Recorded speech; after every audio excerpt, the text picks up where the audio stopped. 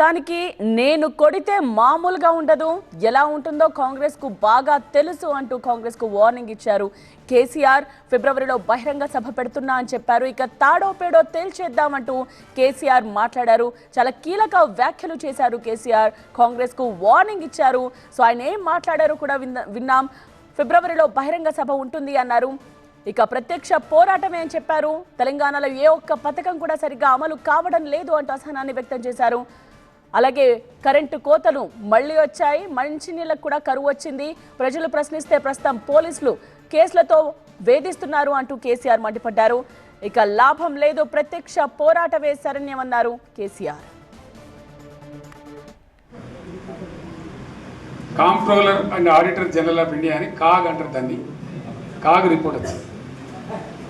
పోయిన సంవత్సరం మన గవర్నమెంట్లో వచ్చిన ఆదాయం కంటే 13,000 కోట్ల రూపాయల ఆదాయం తగ్గిపోయింది.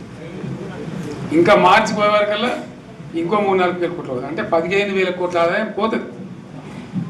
మన గవర్నమెంట్ ఉన్నప్పుడు ప్రతి ఏడాది 15,000 కోట్లు పెంచుకుంటూ పోయినవి,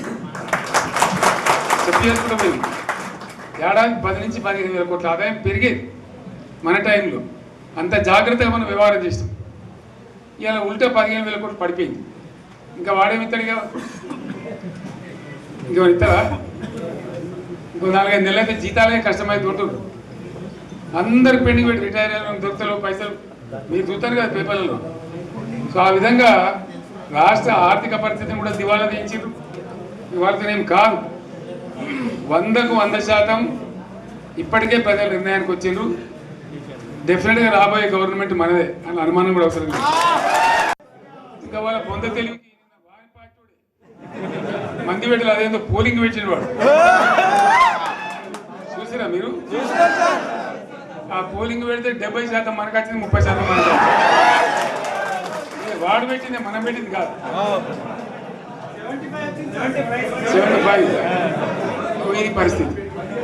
హైదరాబాద్ నుంచి అడిగితే కూడా వచ్చి మనం ఇయ్యకపోతే భూములు డిమాండ్ పెరగానని అంత బ్రహ్మాండంగా మారుమూల ప్రాంతంలో కూడా 40 లక్షలు 50 లక్షలు ఎకరానికి ఉండేది. అటువంటిది సగానికి సగం పడిపోయి మొత్తం నాశనం చేశారు. వీళ్ళు ఇట్లే వదిలిపెడితే ఇంకింత నాశనం అవుతుంది. కాబట్టి మనం కొట్లాడాల్సిందే. నేను ఇంకొక మాట మీకు చెప్తా.